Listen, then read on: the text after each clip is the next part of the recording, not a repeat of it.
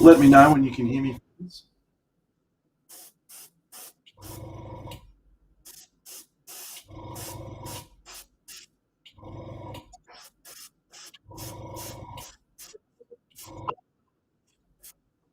Sound, we should be going with sound.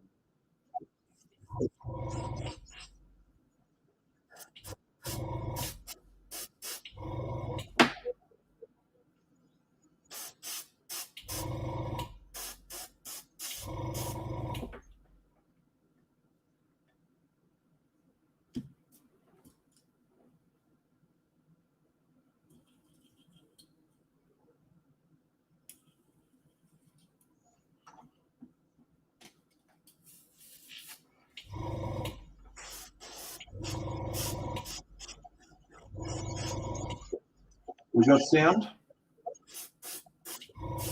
Rock and roll. All right. Let me start talking again now. My name's Big Deno Paints. I'm from Australia. Been painting models for about 25-ish years. A lot of the techniques that I use are based around speed. So I want to try and achieve a result quickly. So I use a lot of airbrush for some of the techniques I use. So you'll see me using a fair bit of airbrushing as I go. I use it at different stages, not just at the start. Sometimes towards the end, I'll use it to add colors. I've never painted any weird miniatures before, I don't think. So this is my first time, and I'm excited. So I'm hoping that you can all tell me some information about the people that I'm painting, and help me formulate my next project for when we finish up these chaps. So first tip you'll get from Big Deno. I do like to talk about myself in the third person on occasion, but I use a hairdryer to dry my paints quicker. So apologise for the sound, but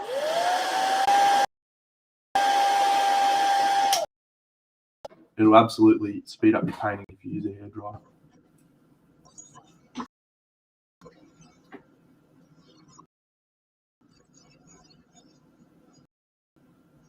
So the first what I've done is just some base colors to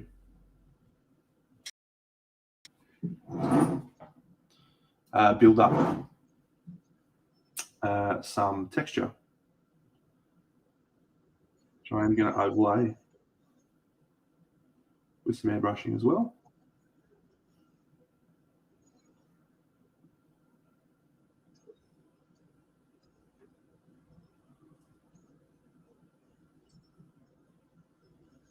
So someone who's watching, please tell me a little bit about the Bayou and why these goblins are riding so many different animals, because I think it's sensational. I would like to understand more about why they can ride. There's a giant rabbit, and then there's a chicken, and then there's some tree guy, and then there's this dude, the piglet. I may have talked about that on my stream, actually, why they're so awesome.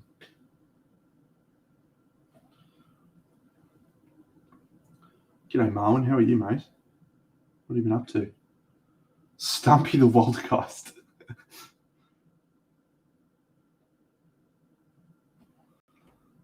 That's a great name. But hang on, is the tree guy named Stumpy, or is the guy riding him named Stumpy? I'm perplexed.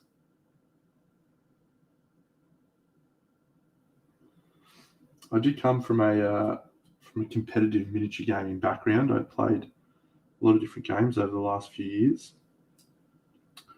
but I haven't been playing many miniature games recently. So I'm excited to try this out when I finish painting these little chaps.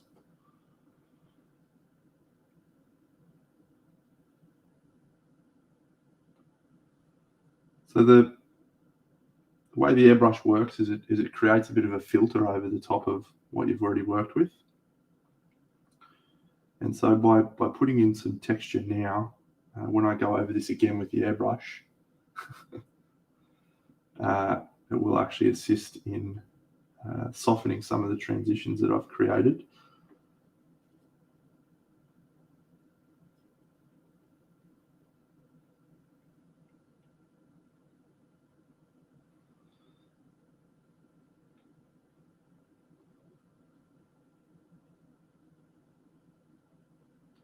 The important thing at this stage is actually focusing on the volumes themselves, so the shapes of the musculature. So even though I'm doing small strokes, what I'm trying to do is focus the light in these areas that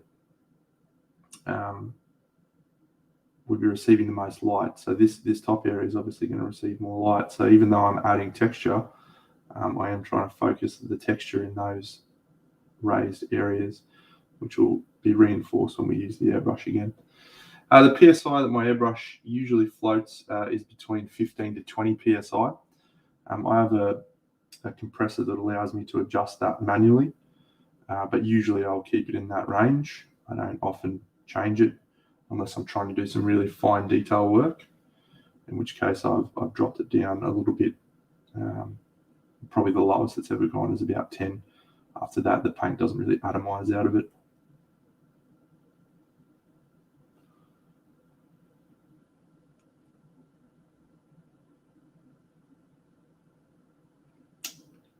So I use a variety of different paint ranges, and I'm not really specifically tied to any one paint range. I've got AK, I've got Scale, I've got Vallejo, I've got Citadel, I've got Chimera, and I've actually got pretty much all of those on my palette right now. So I guess the lesson to take away from that is you can use any paint you want.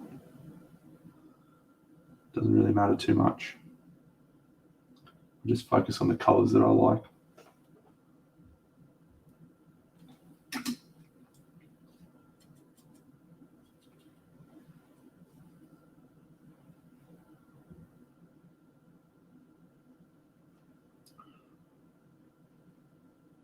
So what I've done is built up through some browns. Again, one of the awesome things about the way I approach miniature painting is I'm not too worried about being perfect when it comes to details. I usually do a lot of cleaning up with my airbrush. Makes me look better than I am. But because of the way the airbrush works, you can afford to be a little bit loose with your approach, and it will still usually come out okay.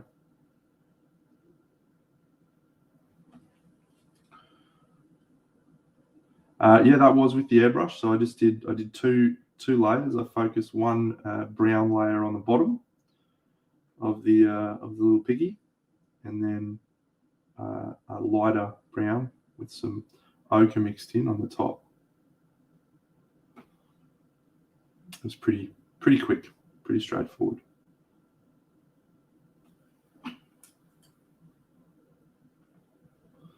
Yes, feel free to ask as many questions as you want. I'm not a novice to streaming. I've been streaming for quite a few months now, and so I'm used to painting and answering questions or having a chat. So feel free to ask away. It will not distract me. I will be able to handle the pressure. G'day, Cybel. Thanks, mate.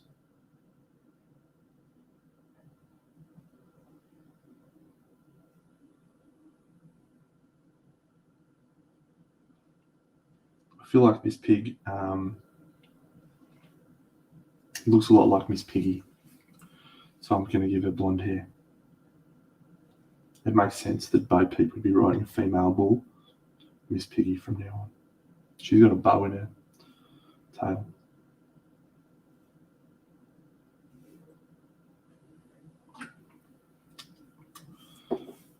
Might add a little bit of a different colour. G'day, Joel Paul. What's going on, champion?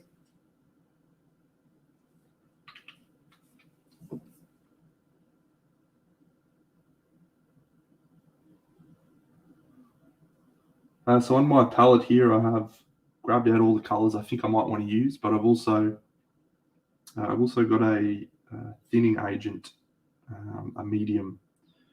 It's this one. It's called Joe Sonia's Magic Mix, and it is a light sealer containing extender that dries matte. So it's got matte, like a matte varnish mixture in it. It's got a drying time extender, and it's also got a medium, so it helps the paint flow a little bit better. I use that a lot.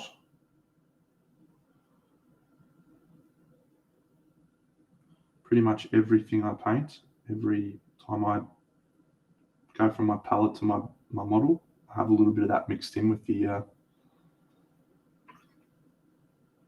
paint.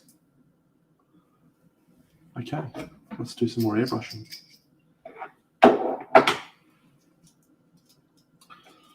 You can also dry the paint using your airbrush if you want, like this.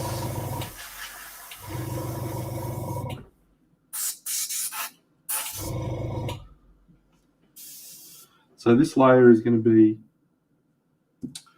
a homogenizing layer. So I'm going to actually try and mix my paint on here so you can see.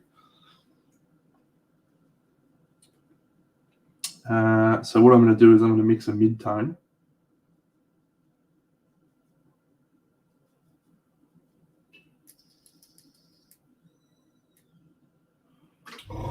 And you can see that I don't have much paint mixed in there because we don't use a lot of paint.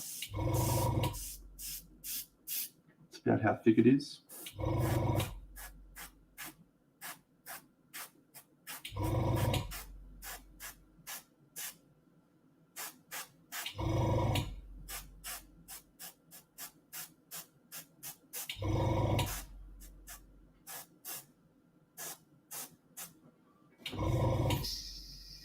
G'day, Word Kyle. How are you, champion?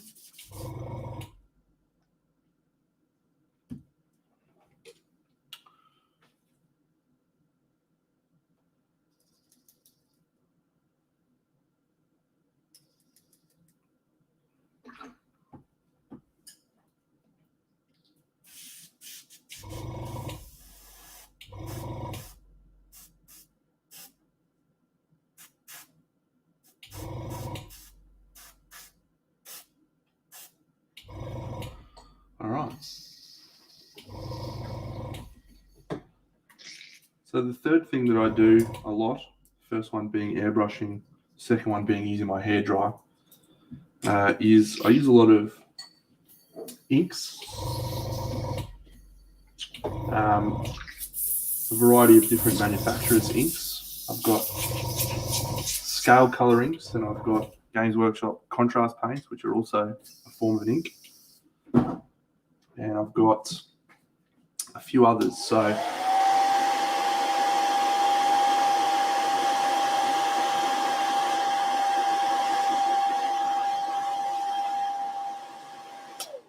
can't go wrong with the hairdryer. One thing that the inks do really well is they re-add some saturation. So what you can see here is that the colors are a little bit pastel. That's one of the byproducts of an airbrush because of the way that it distributes paint. So what we're going to do is re-add some saturation. We can do that with an airbrush, but we're actually just going to do a little bit more highlighting now. It's going to be a little bit more refined.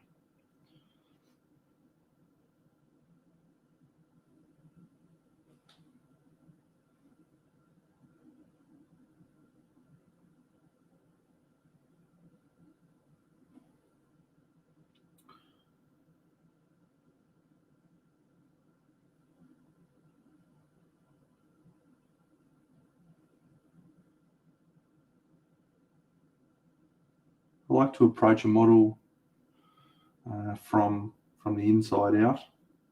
It's a pretty common approach for a normal figure. That's starting with the skin tone and then working your way outwards like you're dressing the model. But for a mounted figure, I like to do the mount first because it's much easier to do the mount and then do the rider.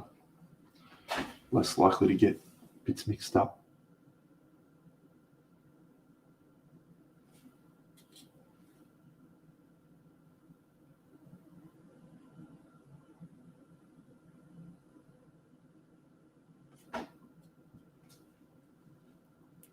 So this is a pale desaturated yellow we're using for the highlights of the fur. We want to look like blonde hair, like Miss Piggy.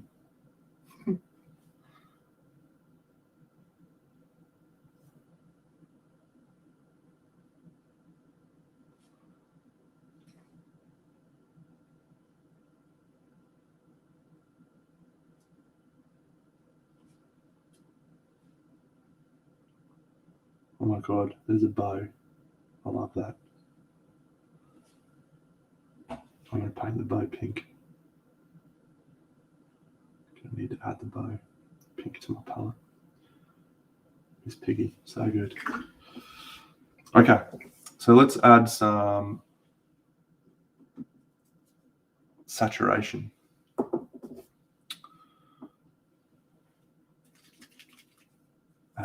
I'll explain the term saturation because it's not necessarily a term that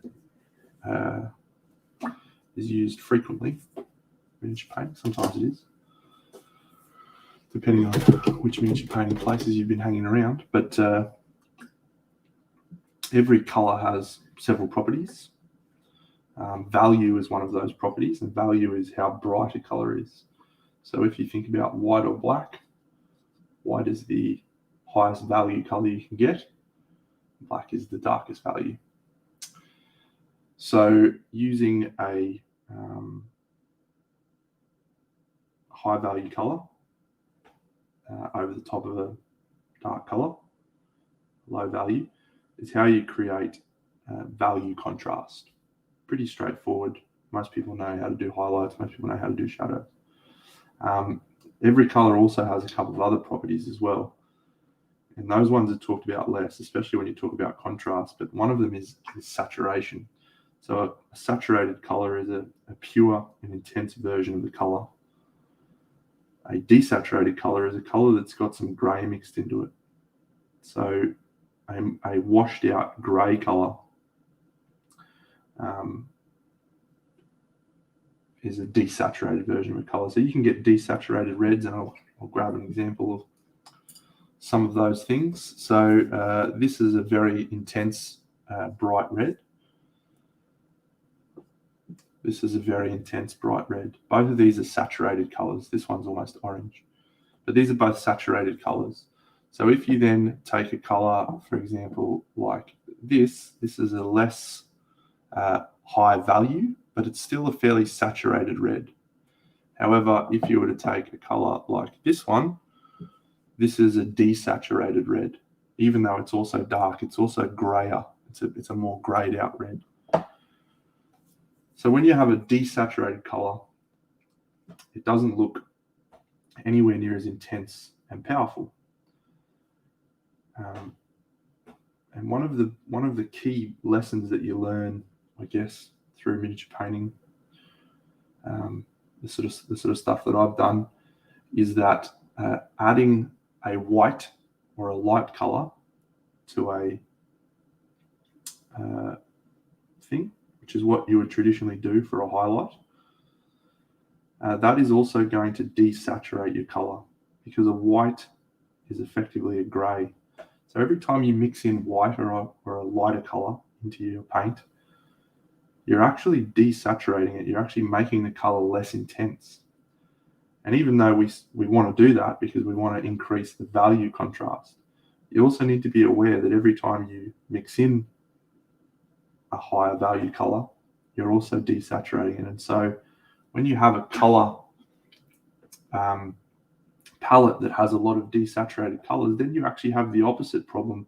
You don't have enough contrast because everything is very desaturated.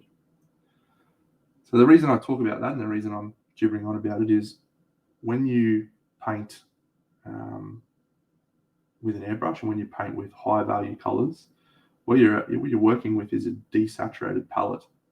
You're working with a high value palette, but you're desaturating the colors. So I use inks or contrast paints to re-add intensity of color. And so if you have a look at this boar now from where we were a few minutes ago, all of that pre-shading work that we did prior is still present, but what we've got is a much more intense and powerful color. So it's key to know that you're not doing anything wrong by desaturating the colors. There's no rules. What you need to understand is that what is happening so that you can then control those things.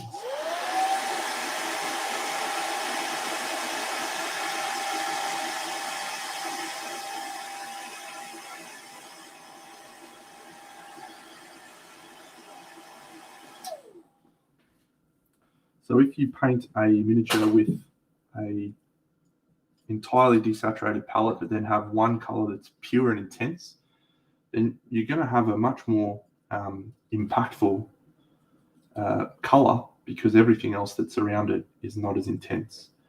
And vice versa, if you have a color palette that is extremely saturated and extremely intense, which is one of my biggest problems, by the way, then any desaturated colors tend to get lost. So it's just about understanding those aspects and being able to control those things as you're painting. So my approach is usually designed around creating enough value shift in the figure to begin with, and then using successive layers of diluted paints, glazes, inks, etc., to create the value shift. To create the saturation shift. So pretty straightforward to do everything I've just done there. What we're going to do now is we're actually going to continue to work with saturation. We're actually going to use some red. Might even use some of this one because it was just there. And we're going to mix in some red into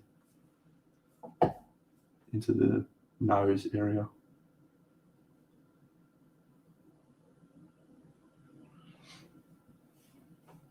I don't think that you can really do too much wrong when you're painting. I don't think there's breaking rules, because everything that we know about painting, whether it's miniatures or art in general, it's just guidelines. It's just lessons that other people have learned. And there's one overwhelming rule. It's called the rule of cool. If you do something that looks cool, that's far more important than following conventional wisdom. Follow the rule of cool, friends.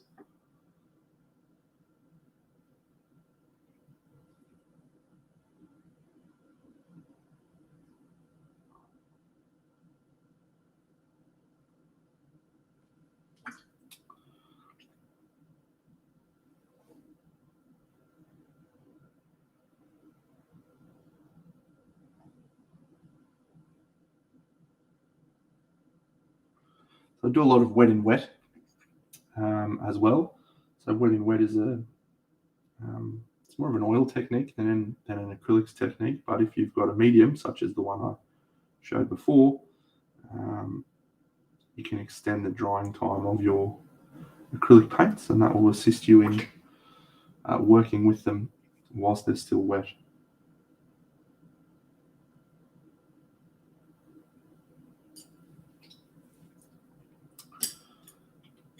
All right, good start. We're going to do the darker elements now, and that will help create a little bit better visibility on these areas that we've done.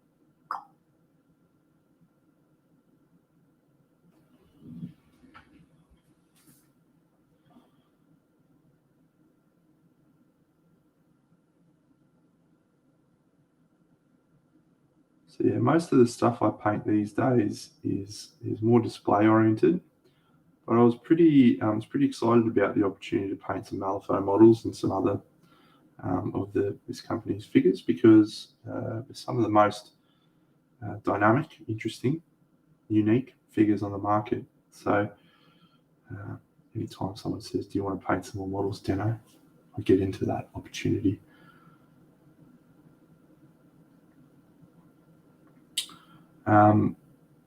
Having said that, I mean, there's only so many hours in any given day, and I do like to do display stuff, and so one of the things I want to do on this stream is actually build a diorama. So there's a few ideas I've had I want to toss up a little bit later on, just around how we build a diorama, what the diorama looks like, what figures and so forth. So we'll discuss that later on, and that can potentially be a stream for down the track once I finish painting these little chappos.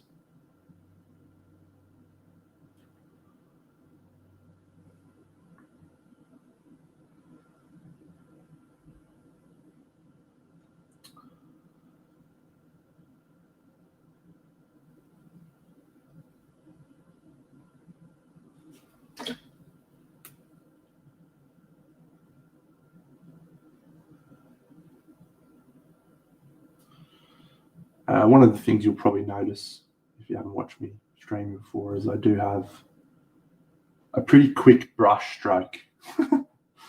My brush tends to move pretty quickly.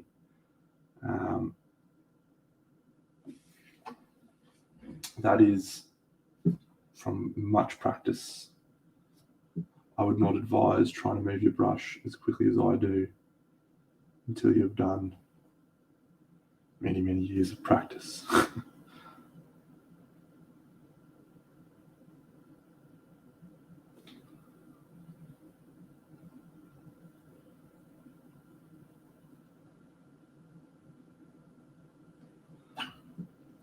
All right.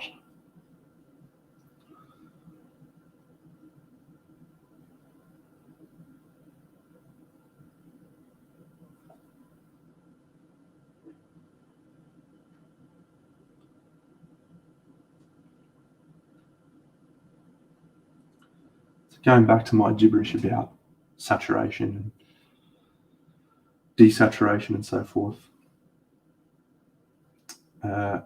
As you can see here, putting a really bright, intense, saturated color, such as a red, will draw a lot of focus. And one of the things that I try and do when I'm painting display models, and any models really, is have a clear focal point for what you're trying to have people look at when they pick up the model. The focal point on this model is going to be the goblin, Bo Peep, up on top. So we don't want these red, which are going to be pink later on, areas to be a clear focal point. We actually just want them to be there. Excuse me while I mix my paint.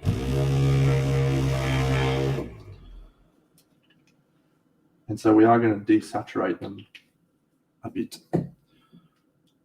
But while we're doing that, we may actually do, while waiting for that red to dry, we may start to do a little bit of non-metallic metal down here. I've been trying to practice my non-metallic metal recently. It's an interesting technique. If you're not familiar with it, it's the approach of painting a flat surface to look like a metallic surface without using metallic paints.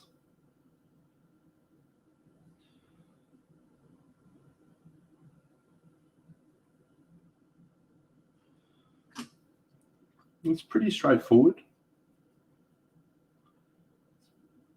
once you understand how light interacts with those objects. You can usually knock it out pretty quickly.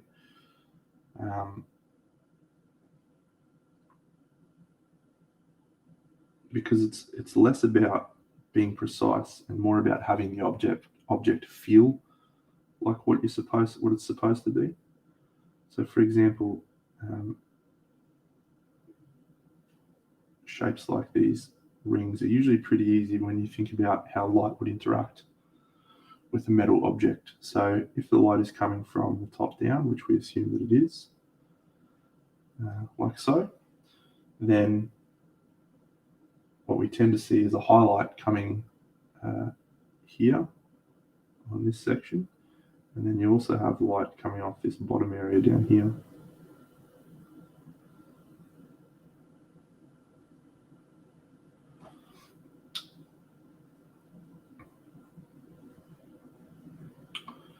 So again, light up the top, light down here. So when you're working on objects this small, it's usually pretty easy to make that transition work on larger scale objects, like one of the figures I've got sitting over there that we're going to try and do a non-metallic metal on down the track. A bit harder. We'll cross that bridge when we come to it.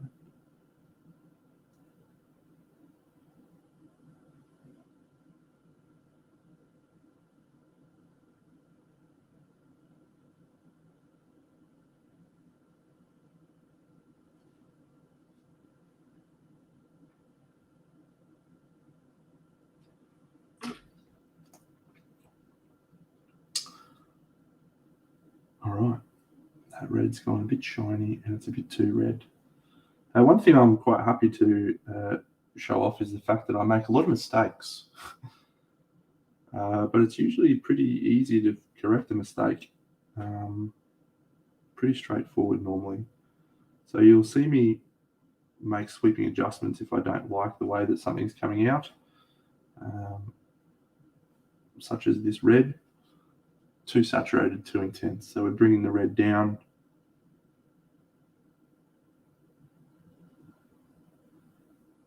Turning it into more of a purple color.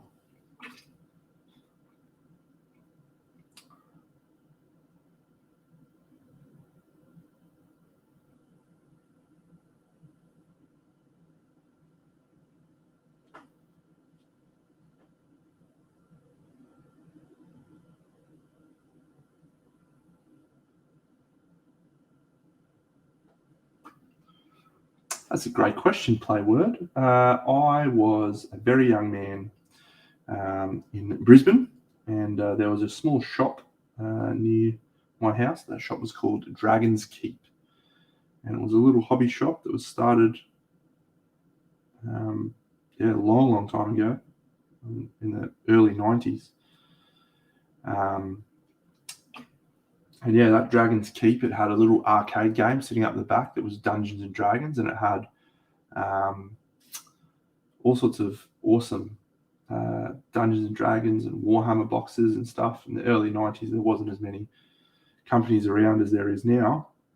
But yeah, my imagination was taken by that at a very young age.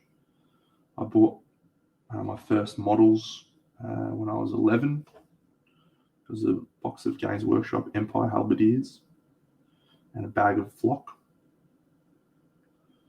And I went home and I painted them, and that's been it ever since. I've been painting models since I was 11 years old. Long time.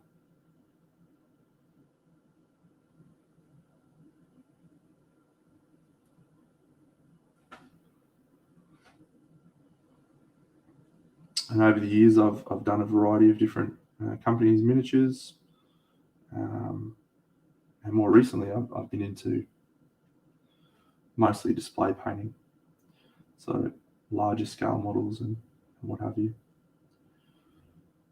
But I still keep the old board games and miniature gaming skill set on hand.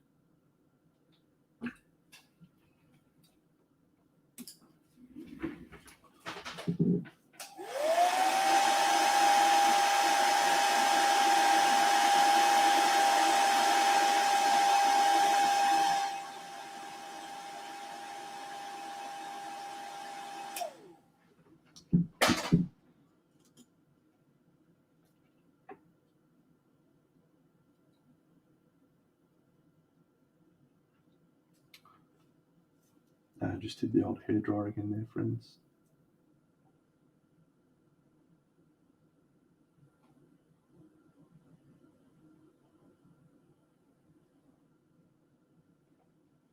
Whilst you're mulling over, if you would like to share how you got started in painting, I'll talk about value contrasts a little bit more. Oh, thanks, Marlon. So you can see quite clearly here that I've got two brown colours from this leather strap and then the skin tone of the piglet, Miss Piggy. These two are both brown, yet we're creating a very clear separation between the two because of the values. So I don't know that we can do it the way we've got things set up, but I can, on my stream, I'm normally able to switch to a black and white example of what this figure looks like in black and white. And that lets you see the value without looking at the color. So if you've got a section that's dark standing next to a section that's light, that creates contrast. If you're interested to know what the definition of contrast is, I can tell you because I looked it up. It's the juxtaposition of strikingly different elements. There you go. Great fact. But in real terms, what that means is if you have two things that are side by side that are different, it creates more visual interest. So when you have people talking about value contrast, what they're saying is have things that are dark but hide things that are light, because that helps create more visual interest.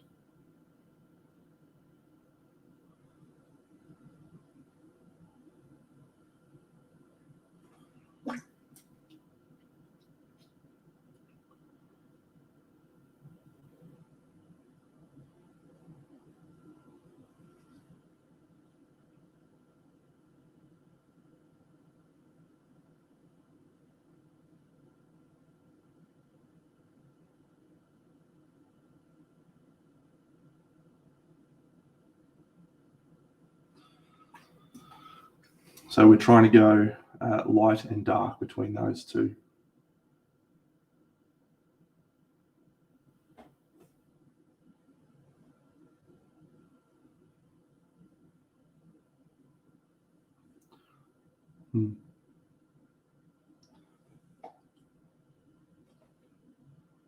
Oh, there you go.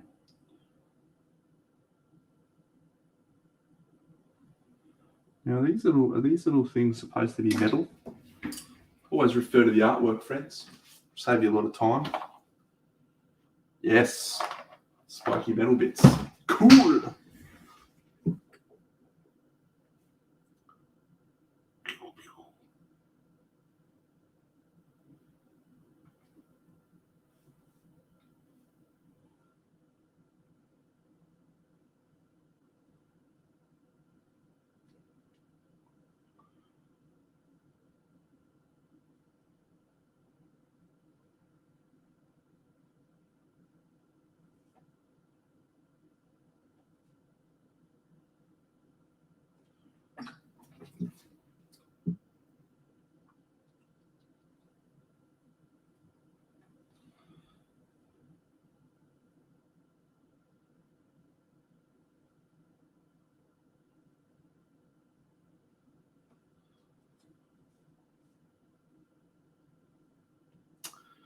So before we get too much more invested in doing a lot of work on the piglet, on this piggy, it's always important to look at the model as a whole.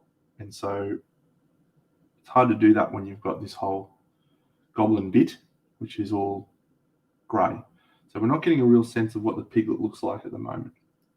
So we're going to do some work on the goblin in a second, once we've knocked over these little metal bits.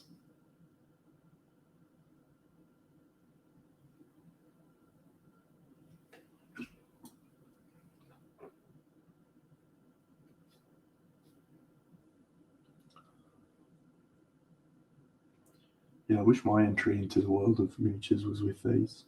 I would have loved it. Got to tell you, those 1990s Games Workshop Empire Halberdiers, they were pretty ordinary. They're all standing there like this. You got 6 of them in a packet. They all looked exactly the same.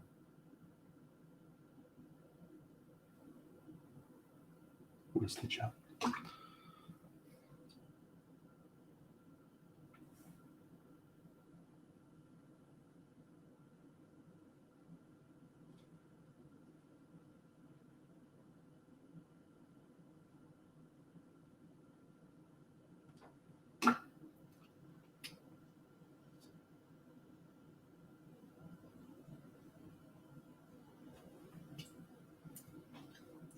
All right, let's do some little goblin bits.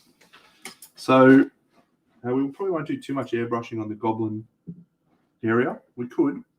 It's pretty straightforward, but I think we'll just do most of it by brush. So we're going to start with a dark green. I'm going to mix a little bit of blue in it. And the reason we're going to do that is another thing, another lever of contrast. So, and that lever is temperature contrast. So one thing that we talk a lot about in miniature painting is value contrast, but there's so many more levers that you have, and one of those is the difference between cold and warm colors. So most people know warm colors, yellows, oranges, reds, and traditionally warm colors, but you can also have warm greens and you can also have cold greens. So one of the ways that you can create contrast on a figure, on a skin tone, for example, is to transition from a cold version of that color into a warm version of that color. So this skin tone, we're going to start with a colder skin tone using a green with a little bit of blue mixed in, and then we're going to transition that into a warmer skin tone with some yellow mixed into the green. That'll help create more interest in the skin as well as more contrast, which is how we make our models look interesting from a distance. From a distance. I apologise, I just remembered I'm not on my own stream. On my own stream I sing sometimes, so sorry about that.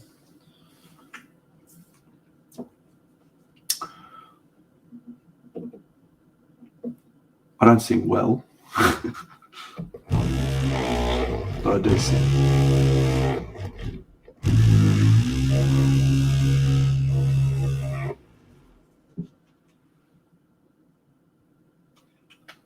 So here's another example of saturation. So this is a slightly desaturated green.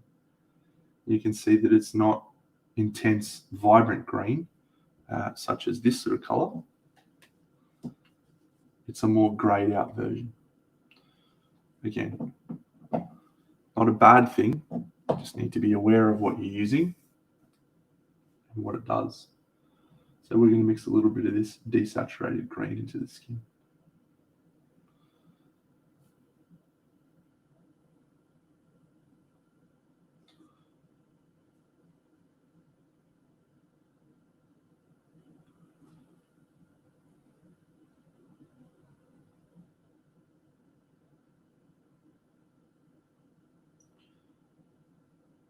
You may be wondering why I haven't waited for the paint to dry underneath.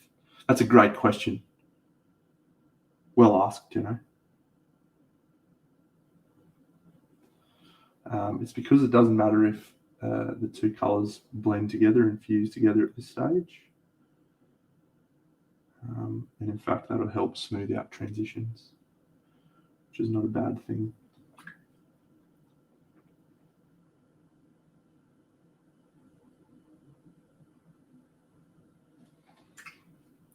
Roger. Well, I haven't really got anything to sing right now, but if the mood strikes me, I'll sing. Sing like my heart. It's full.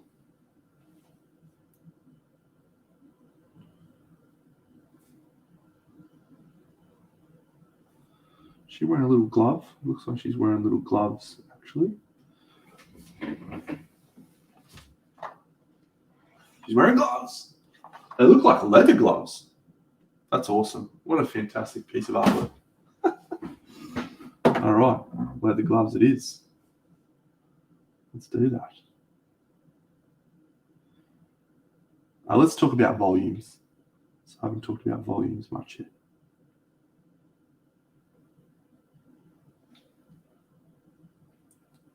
So when I use the term volume, I'm sure I've said it once or twice. What I'm referring to is just an object shape on this model. And one of the key things of learning how to paint images pretty well is understanding how light interacts with each of those volumes. This leg is a great example. This leg is a cylinder. And the way that a cylinder reacts to light is different to the way that a sphere reacts to light, to the way that other objects react to light. So understanding how light is going to hit this leg will assist you in highlighting it. If you don't understand how the light would hit that object, then when you do your highlighting, you're not going to have a final result that is convincing. Now again, remember the rule of cool. Sometimes you can do things that isn't necessarily technically correct, which as we all know is the best kind of correct, but it looks cooler. You should always follow your instincts when it comes to looking cooler.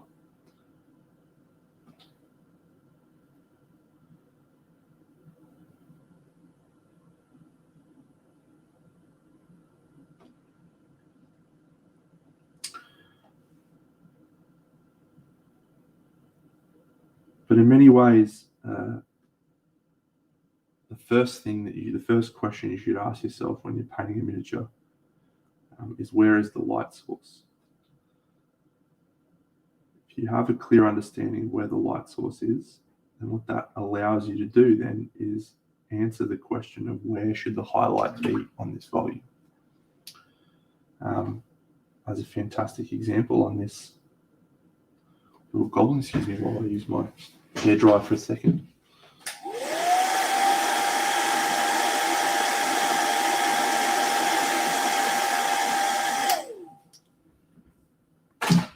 On this little goblin, we have a light source from the top. So because I know, okay, the light's coming from here, I know exactly where I should be highlighting this arm musculature based on where that light is coming from. I know this looks like I'm going into a weird color palette. I'll explain that in a second. Same with this cylinder, we know the light's coming from the top.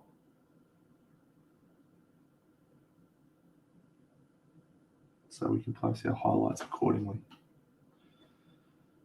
But if you don't know where your light source is, it's very hard to answer that question, where should my highlights be? Because you don't really know where they should be, because you don't know where your light is. And one of the common mistakes I see from beginning painters is they'll highlight the raised areas and they'll put shadows in the recesses. Now that's not an incorrect approach early on,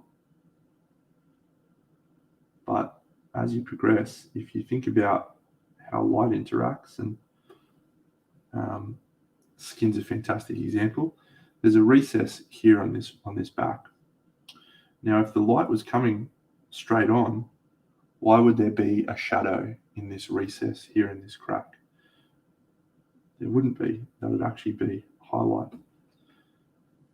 But we often start by learning that you have to put shadows in the, g'day Gus, shadows in the recesses and highlights in the raised areas. And that's just not necessarily correct a lot of the time.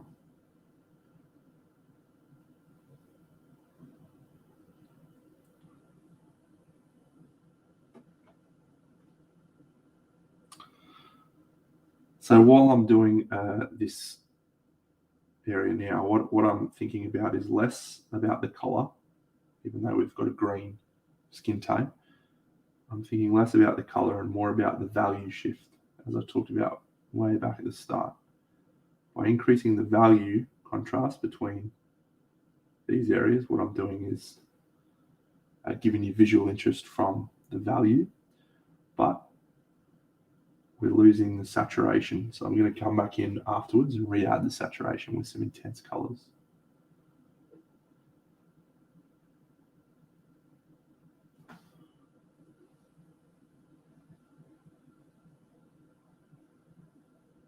It is almost morning for me. It's 11:11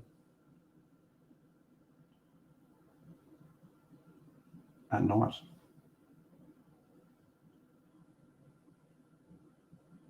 I apologise to all you great people who were here ready to go bright and early. I had some camera troubles. Looks like we fixed most of them though.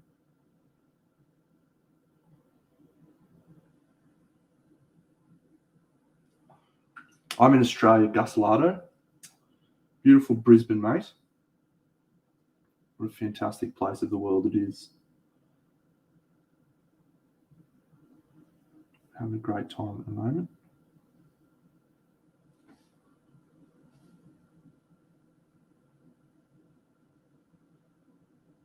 All right, so again, this looks very bizarre what I'm doing.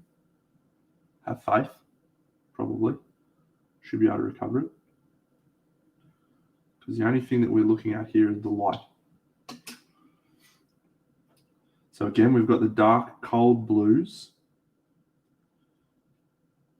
And now we're going to add a thin, dilute layer of a bright, vibrant, saturated green.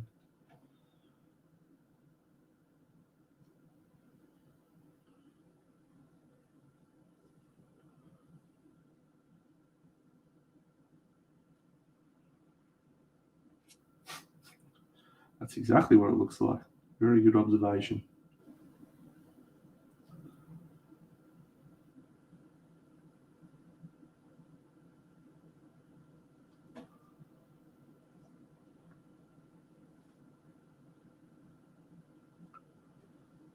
So this broadly speaking is a technique that I use and many other painters use as well. That allows you to get extremely high value colors, color shifts, while still retaining your saturation. So we've done effectively a filter over the top of this. This is the first layer. I'm just going to let that dry with my hairdryer.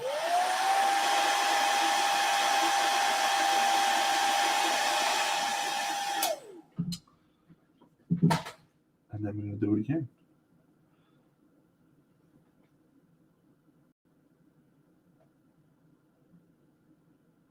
So this green's actually a model air color. It's called E-Scorpina green or Scorpion green, depending on where you're from. I prefer E-Scorpina.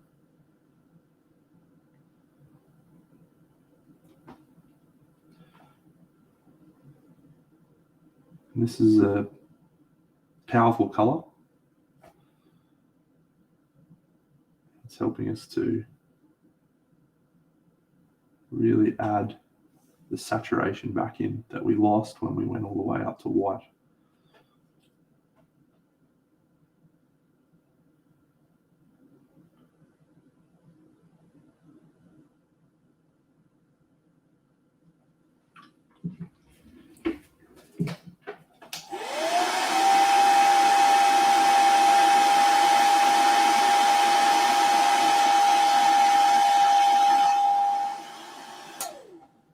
That's my hairdryer. Cool. That's pretty straightforward. So again, as I said at the start, a lot of my approach, a lot of my process is all about how can I do things quickly that looks good. So this technique, sketch and refine, where you sketch in rough highlights and then you refine them with some glazes and some transitions, is all about creating a result quickly that you can replicate very easily.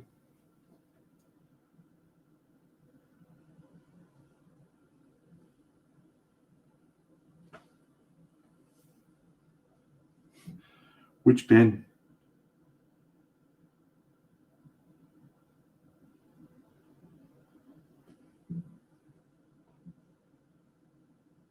You're talking about Ben Layton. That guy copied everything I do. No, okay. Well, then in that case, it's not that. I'm sure Ben didn't get it from me. It's actually one of the most invaluable tools you can pick up. And they cost you about $15 to get one. They're really, really, really useful. Sometimes you get into a flow where you're just like having a great time painting and you just want to keep painting. And you do a wash or a glaze or something that's got wet paint. And it's really hard to just sit there and wait for that paint to dry. So yeah, you bang the hairdryer on it. You just get to keep going. You don't lose your momentum. You don't lose your energy. In many ways, painting is all about the mental side, because anyone can learn how to use a paintbrush. It takes 5 or 10 minutes to teach someone how to mix some paint and how to do a few things, and you can get cracking on painting miniatures very, very quickly. But it will be the mental side of things that will stop you from being a great painter, because if you can't sit there and concentrate, that's smart. That is a smart idea. I'm going to remember that in case I have another speed painting event. Being able to speed something up so you can continue doing what you're enjoying is an awesome tool to have in the repertoire.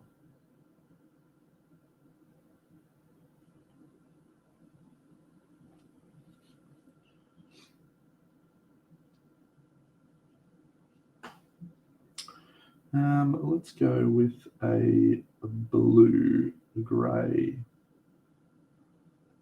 Some highlights.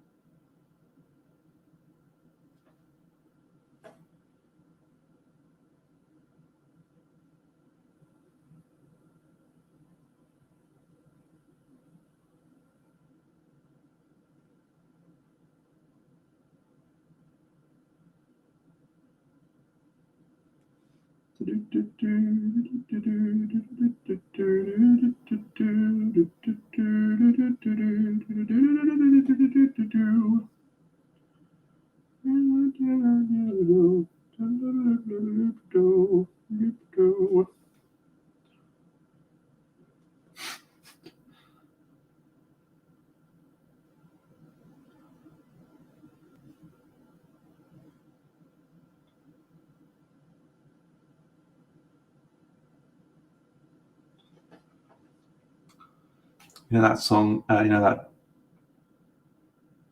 cat meme, the dude's vibing, cat vibing. If you haven't seen it, I'll send you the link later on. It's very funny.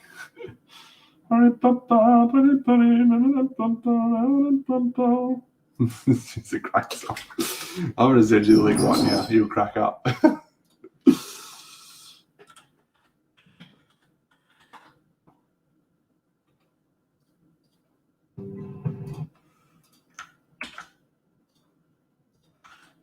There you go. I just sent it to you in Discord. I watched that. It's very funny. Very impressive too.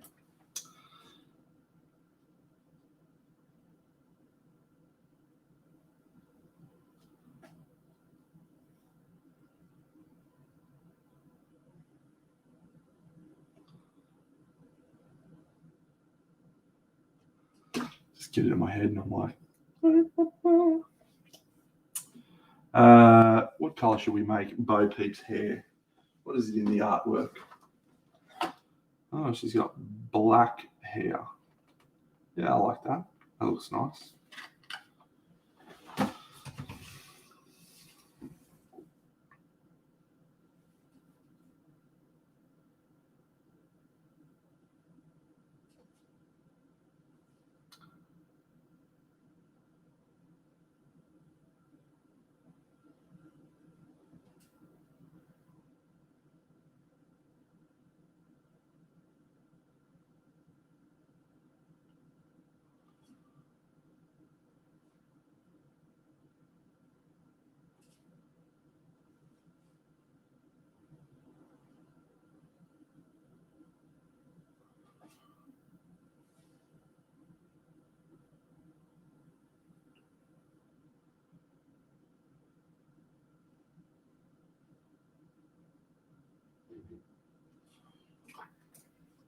All right.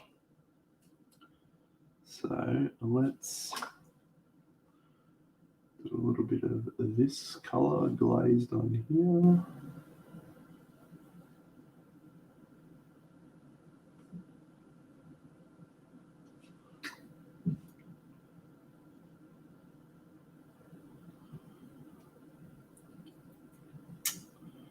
All right.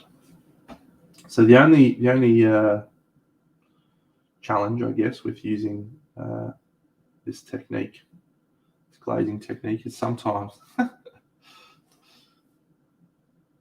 you need to go back in and just re-add some shadows. We're just going to do that.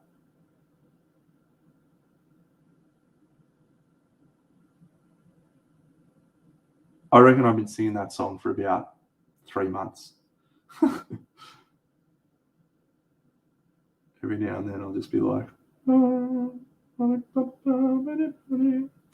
no discernible reason.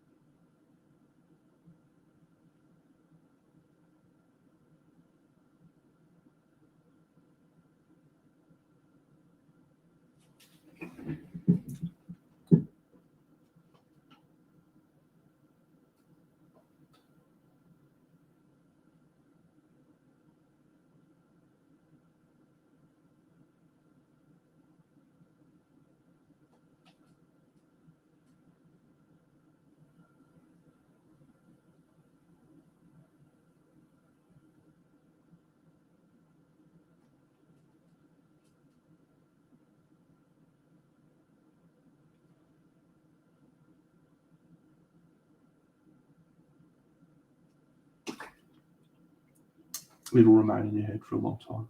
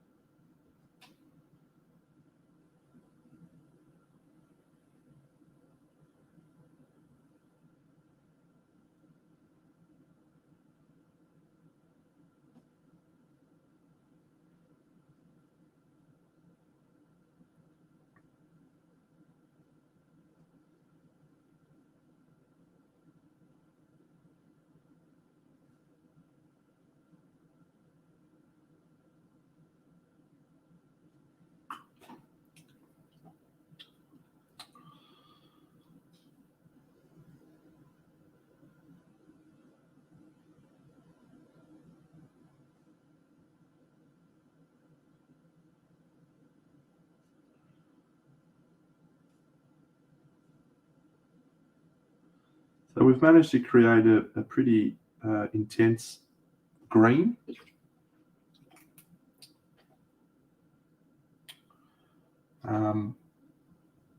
Through that approach, and you've got a lot of contrast versus the boar.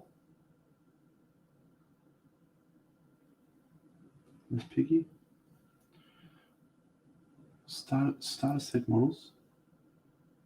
Can't post a picture. You can't just drop that. Just post a little picture in the chat for everyone in the chat to have a little Bo Peep at. Hey, a little Bo Peep. That's a good one. Good one, Deno. Painting model called Bo Peep. Telling people to have a Bo Peep.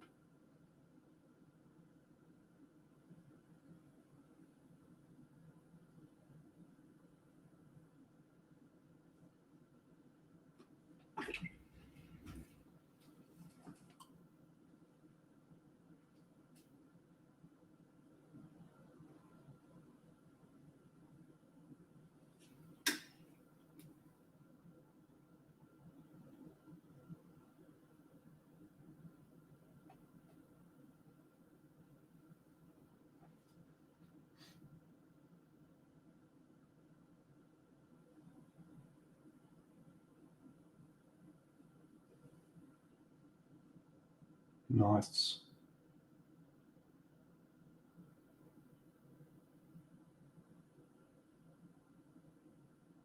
I feel like this is an exclusive, friends. getting an exclusive right here. Never before seen models. I'm sure they probably have been seen before, but never before seen by me.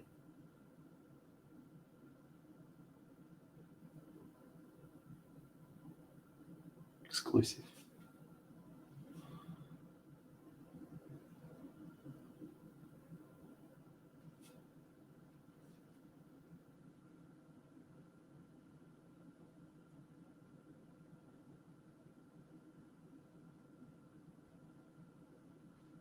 All right, final proper Deno tip of the night. This is a serious one. Serious one, very serious. It's crucial when you are painting a figure to have a clear focal point, a clear focal point. And it's usually the correct thing to do to have that focal point be the face. The face is the thing that we connect with the most. The thing that we're most invested in looking at is another person, creature, being's face. And so the way that we do that is by having an increased level of contrast on that area. So we're actually just going to add some little highlights that are over and above the highlighter we've got in other areas on this facial section, because that'll just help to bring the focus right on this area.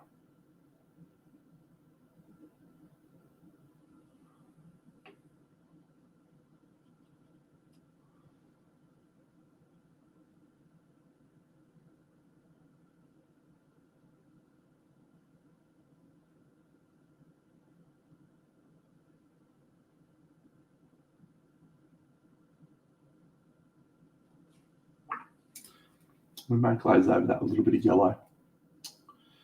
Yeah, you can use. There's a lot of different schools of thought on how you create focus, and yeah, some people use the focus, the 3-point focus, where you have 3 of the same color across a model, creating a triangle.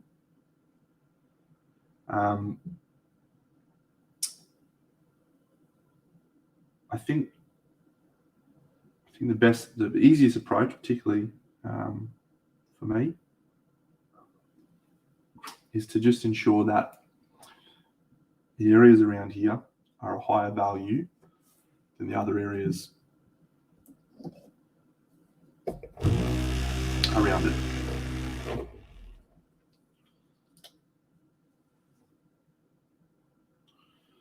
You can also have them be warmer, colder. I'm just going to add some yellow into that green so it's bright.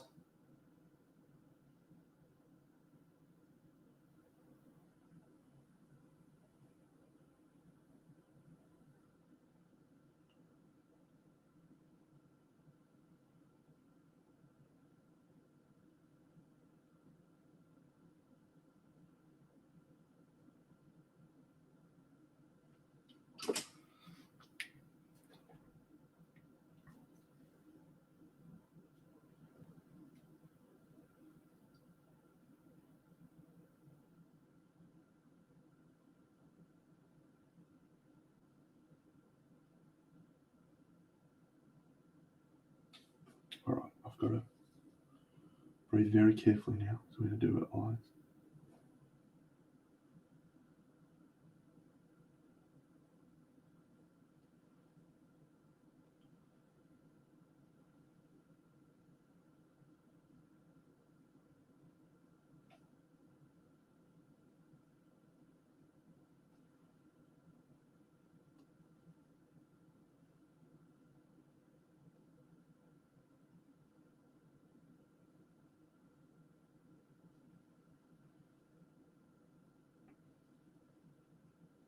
Nobody breathe.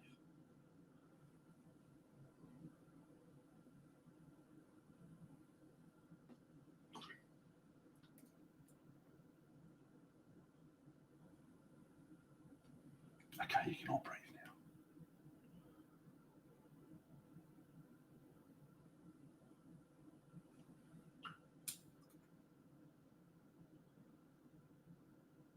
just kidding.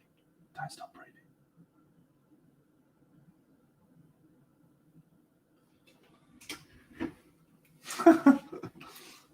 Nobody, I hope.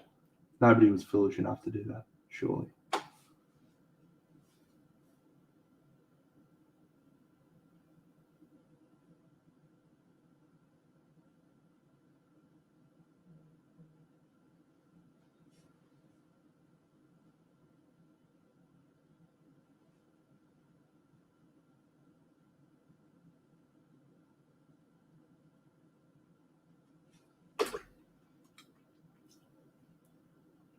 You may have noticed me putting the brush in my mouth. It's a terrible habit. Don't do it, especially if you ever start dabbling with oils. It's terrible for you.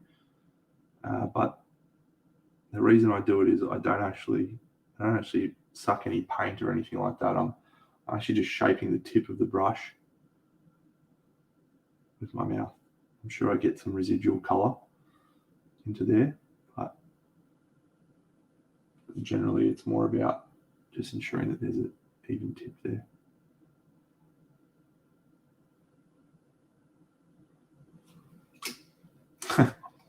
I'll tell you what, my favorite color is this one. It's called peanut butter.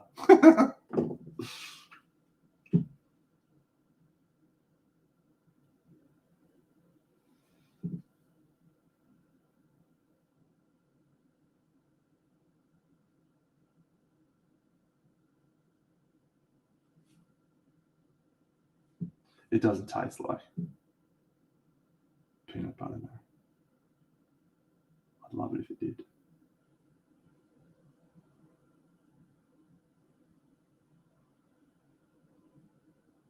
Yeah, it doesn't surprise me. G'day, the Dwarf 86. Most people I know that have been painting for a while, they do the old brush licking. It's just the best way to get the brush back into a nice even point.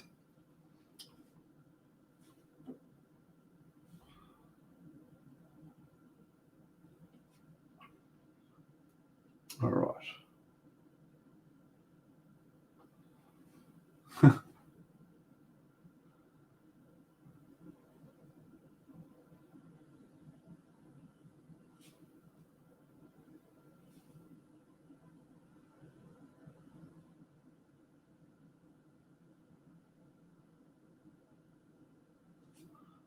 Tricky.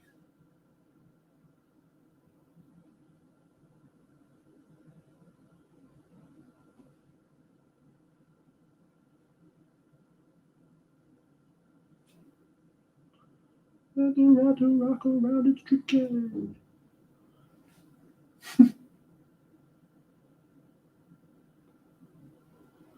If you don't get this little white spot right, this final step in painting eyes, they don't look alive. You have to get a convincing white spot, or the eyes will forever look lifeless.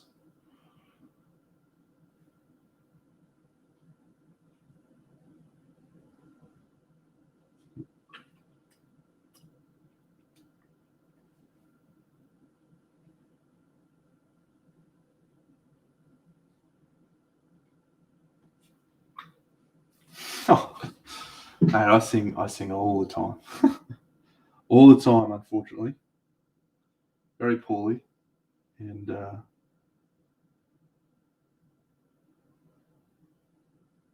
my poor gaming group that I play board games with on a Tuesday night is absolutely sick to death of my singing.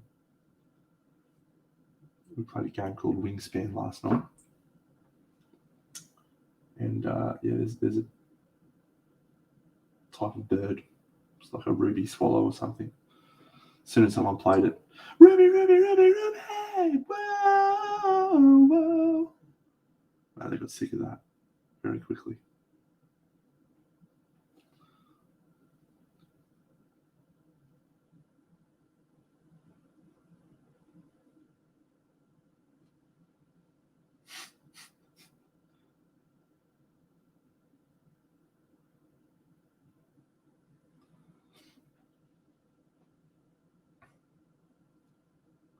I didn't know that. I would actually love it if someone could explain to me a little bit more about these people in the game. And I guess the Bayou Bash as well.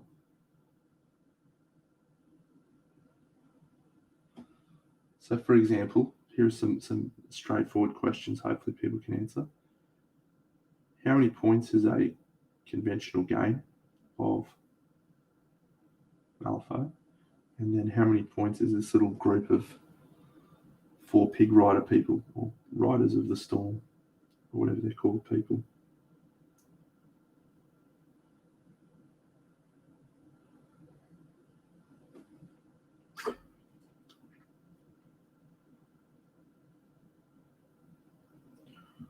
Riders of the storm.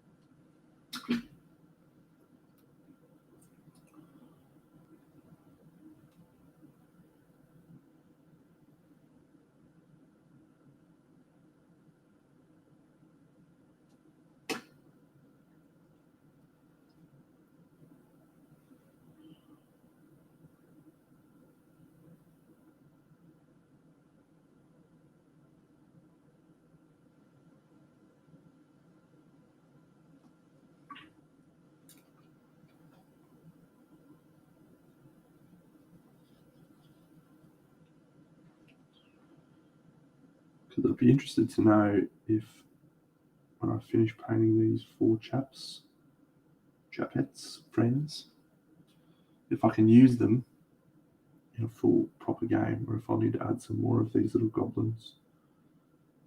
And if I get to add more goblins, what is a good bunch of goblins to add in addition to this to make for a competitive force?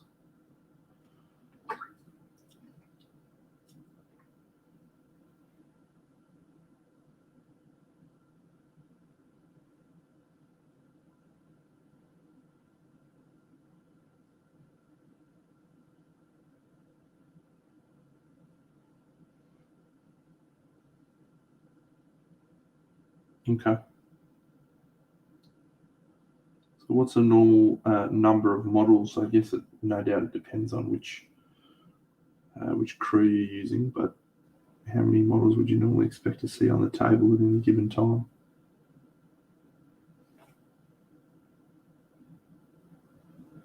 These are the sorts of questions that I'm excited to be able to answer by doing this stream.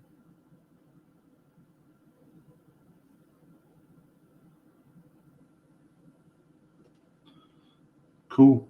That's a nice number. That's a nice size, because you can lavish some detail on your figures and not feel like you're wasting your time.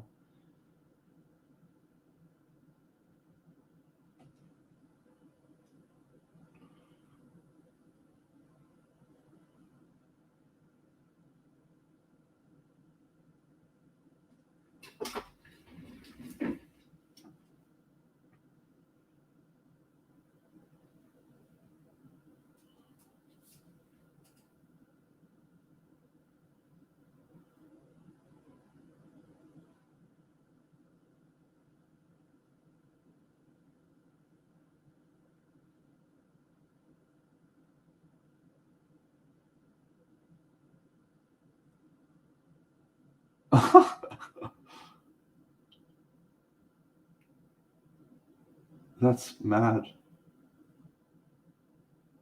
Who's the fastest? Is it the little dude on the bunny rabbit? That's my other favorite out of these two. That would be awesome. Thank you.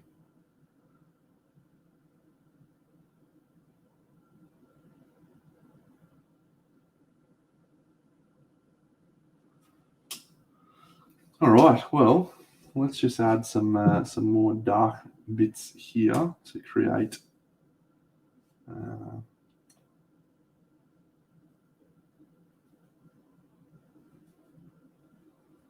little bit to break up.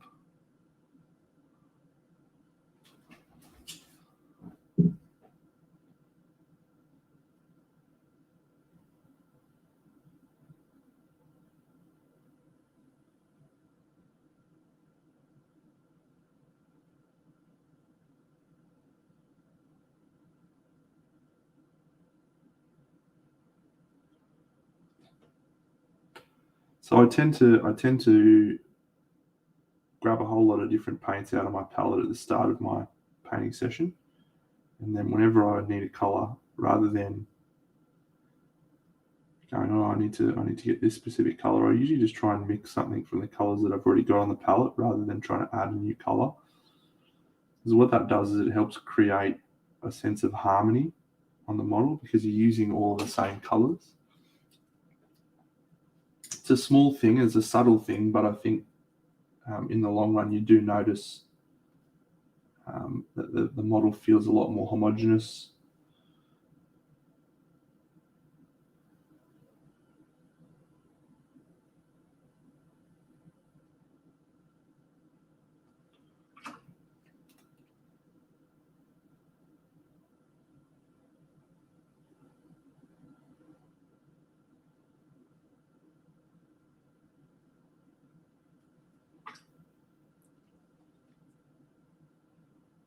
It is indeed the red grass wet palette. Yes, I was fortunate enough to receive one of the new palettes and membranes and stuff to try out. Some very famous, popular. So, yeah, that is indeed a red grass wet palette.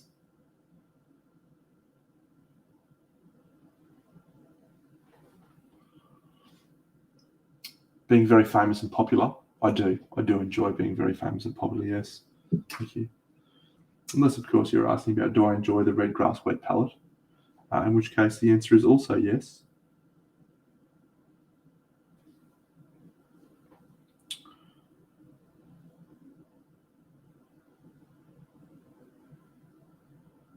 With much less enthusiasm.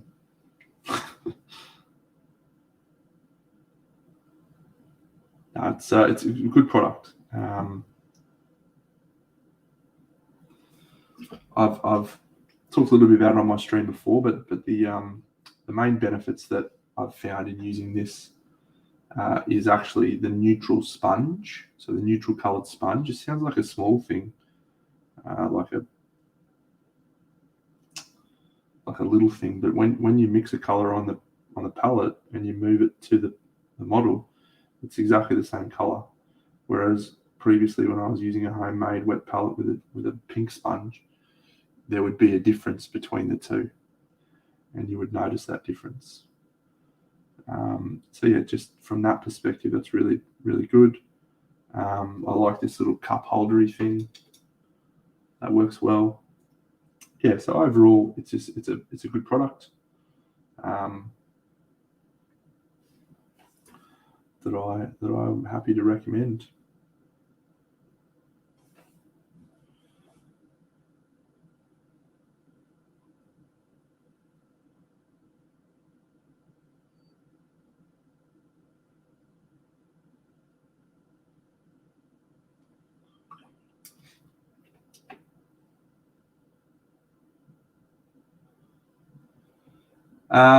So one of the things I said to the guys when I accepted their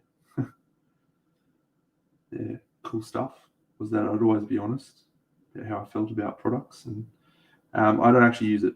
The reusable membrane did not work for me. A couple of my friends have used it and enjoyed it, but I found the paint reacted a little differently, and it may have to do with the humidity in Brisbane and Australia versus the humidity elsewhere. Those guys were over in Europe and America, so their experience and mine were different. I didn't find that the paint retained the same properties on the rinsable palette that it did on just normal wet palette paper. And so I used it a couple of times to try it out, and I've just switched back to the normal wet palette paper.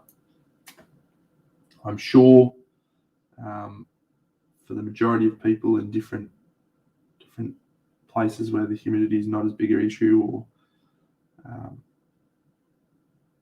yeah, I'm sure it would be a fine product, good cost saver. But yeah, for me, I'm still using normal palette paper. with the actual red grass box, because that's still good.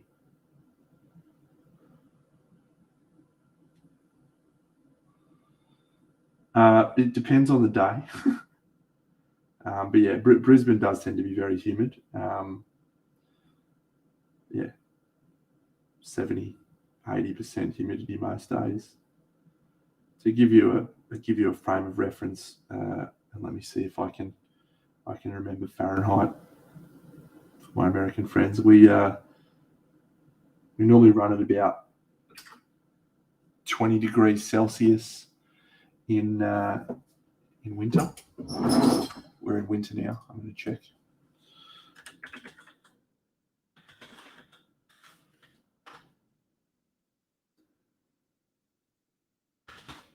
About 70 degrees Fahrenheit in winter. And in summer, it's normally like 35 to 40.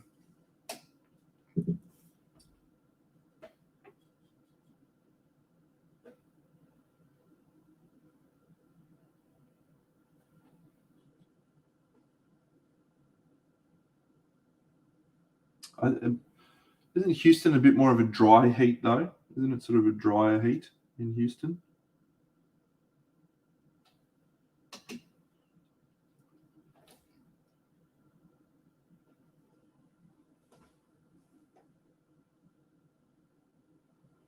haven't been to Houston. Been to a number of places in America, but not Houston.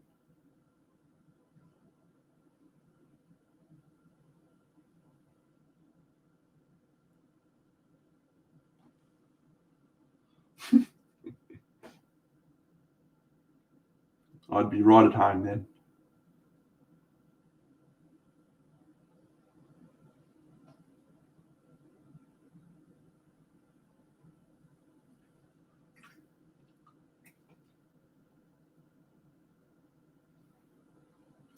Yeah, I'm in a jumper now because it's like 20 degrees. Jeepers, chilly. 20 degrees Celsius, chilly.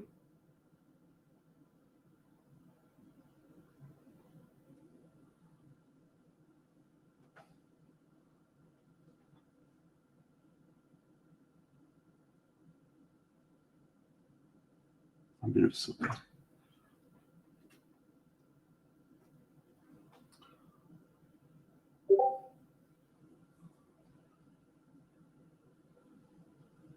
Probably just keep going till we finish the model, I think, friends. Which will probably be only another 20, maybe 15, 20 minutes.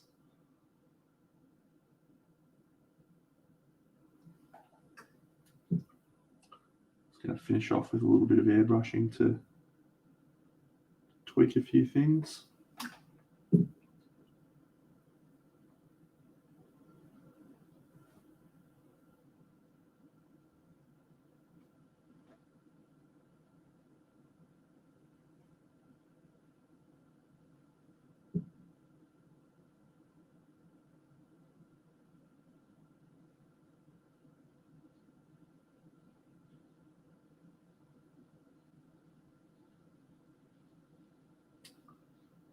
I'm not going to talk too much about hair and stuff, otherwise I'll have nothing to talk about on my next stream. But we'll hopefully dive into things like non-metallic metal and hair and the way that you approach painting those surfaces a little bit later on. I do indeed seal my models, yes. I have this product here, which is called Tamiya varnish. I use that after I've done a couple of layers of airbrush varnish usually. So, all right, let's do a little bit of this.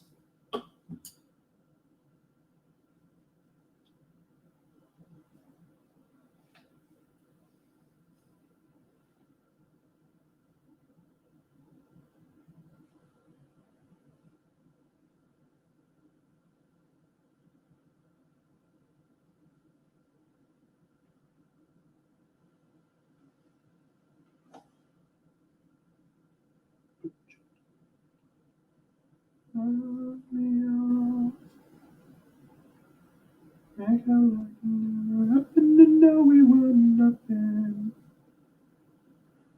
You said I don't need that boy. But you treat me like a stranger and that feels so rough.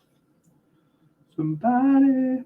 I use, so it depends. Depends on the type of finish I want to go for. So yeah, as long as you're aware of the properties of your paints, you can use any sort of varnish. But the ones that I use is usually this one, which is a AK Ultra Matte, and then I also mix in a little bit of this matte varnish if I want it to be a little bit more satin. So this is Ultra Matte. This will absolutely kill any shine. This just keeps a little bit of shine. But yeah, for this sort of paint job where I've done the I'm going to do the Tamiya over the top, I'll just use pretty much the AK Ultra Matte over the top. All right.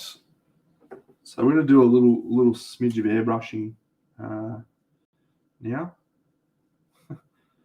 just to finish things off, because we can, because we're lunatics.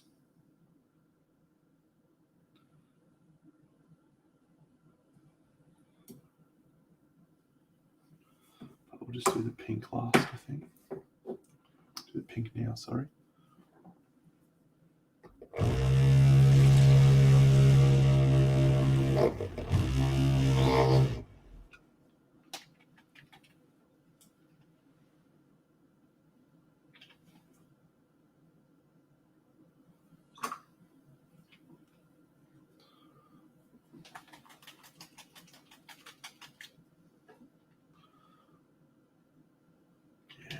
Yes. And this little one, pastel.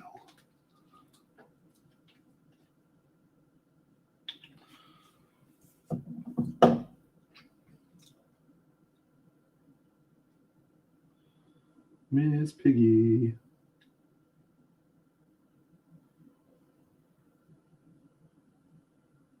Miss Piggy.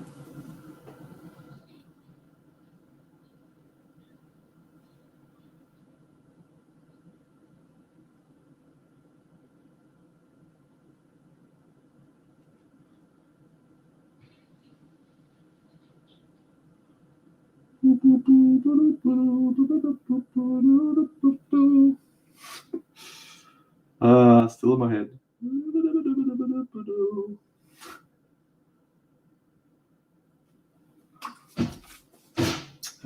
She's got little bow ties there, so we'll do your little bow ties as well. Bow peep, you can be in pink as well.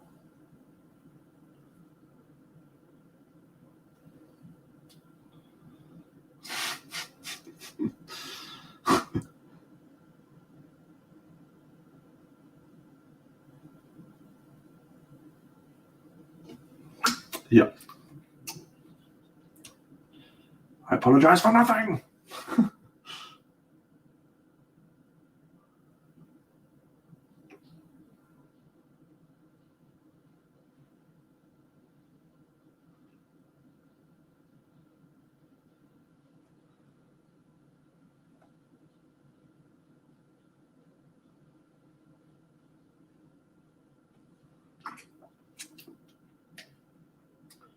Let's just do a little bit of wood grain down here.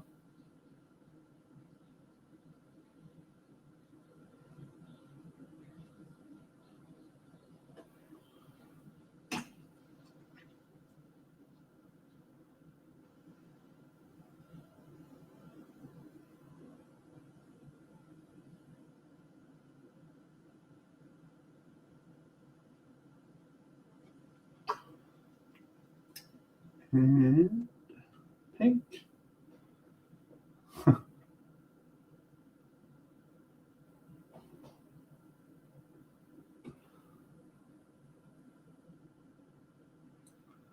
It's extremely catchy. It's an extremely catchy, annoying song, but I love it.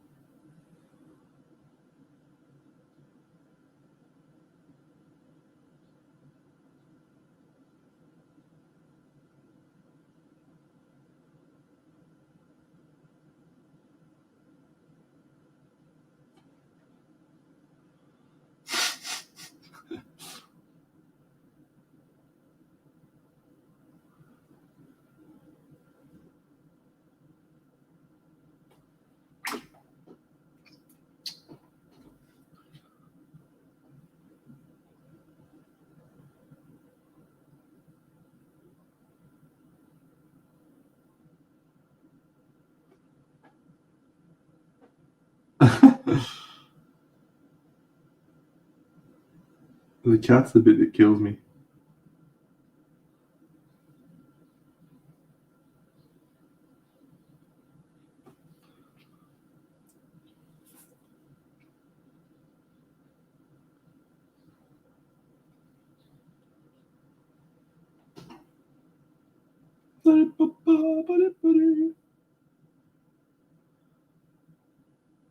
I apologize for nothing.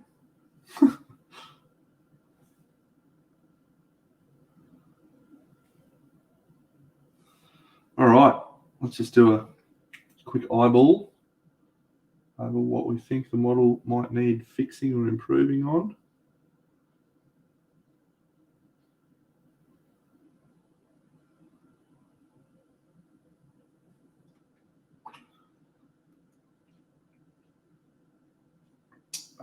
So I like a lot of aspects of it, but I think I'd like to see just a little bit more color in this face area. So I'm going to try and add some purple tones here, some purple and pink tones here, and then maybe some reddish purple tones here. And we'll do that with the wonders of the airbrush.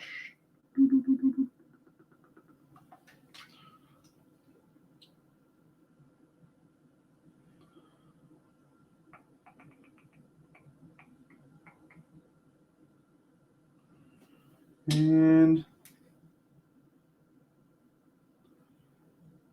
think that'll just about do us.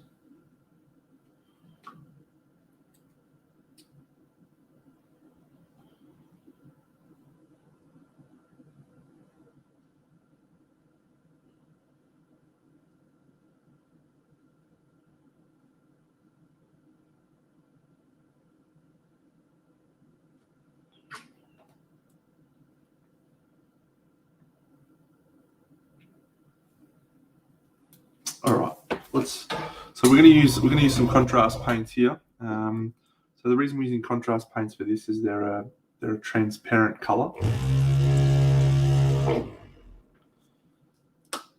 and so what they're going to do is they're just going to filter the work that we've done without completely overriding it. And so I'm using a pink color. It's called Volubious Pink. It's one of my favorites. And just going to turn that down. And so we're just going to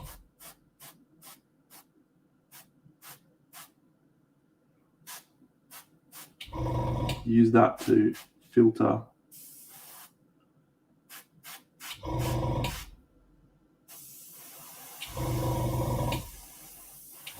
and all it's doing is just adding a little bit of nuance, difference.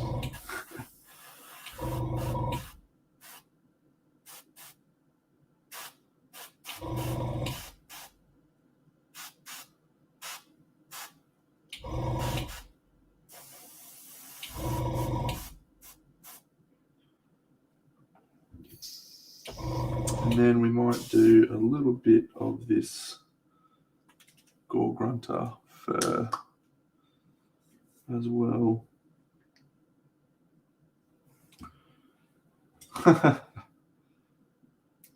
You can do exactly what I'm doing now without an airbrush. It is not an essential component.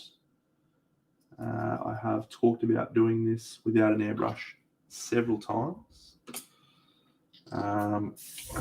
All I'm doing is adding a transparent layer to help create more contrast.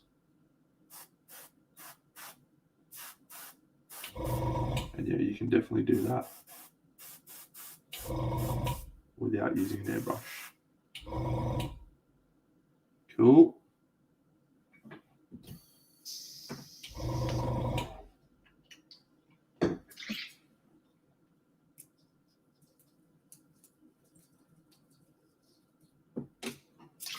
Yeah, the PSI is just about 15 at the moment.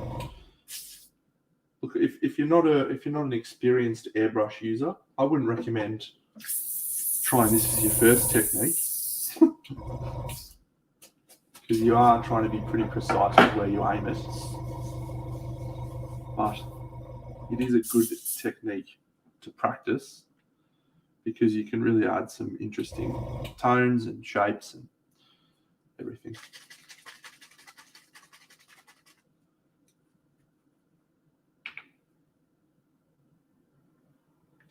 So we're just going to do a varnish now over the top. I'll just make sure everything is dried with my hairdryer really quickly.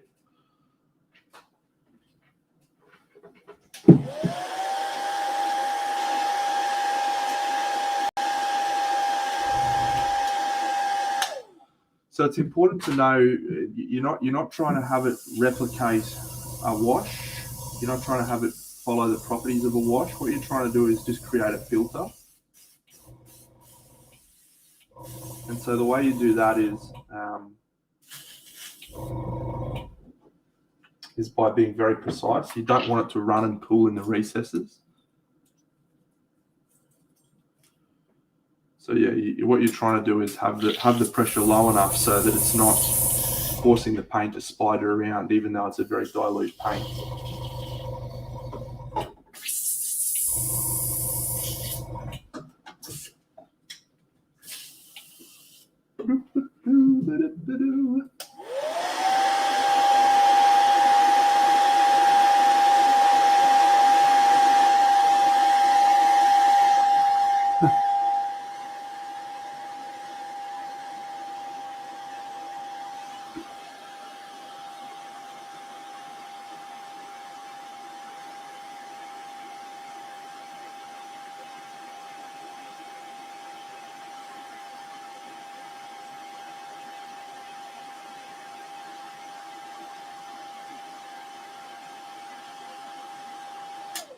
Thank you, the Bug King. All right, well, here we go.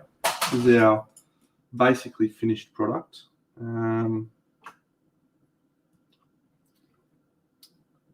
There's, let's see if I can just tiny little bit more light on it.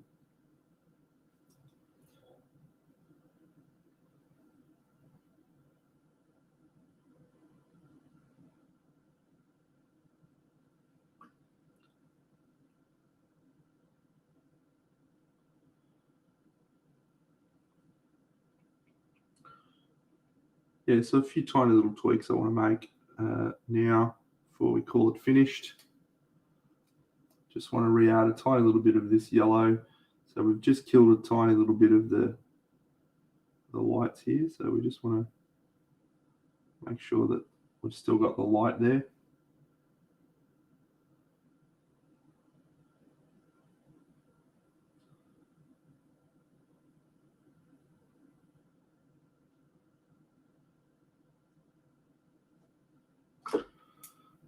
Ah, little Hugo baby.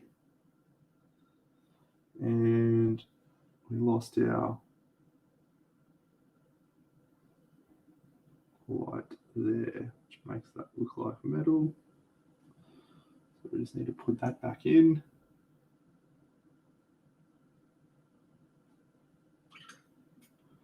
I think we'll call that a night, friends. There you go. One little Bo Peep riding a little Miss Piggy. How good. So we didn't get around to talking about my diorama. We'll do that next time. So next time we'll probably paint this rabbit guy with his mad bowler hat. Appreciate all the questions, friends, and thanks to Word Miniatures for the opportunity, and thanks to Kelly doing all the background stuff.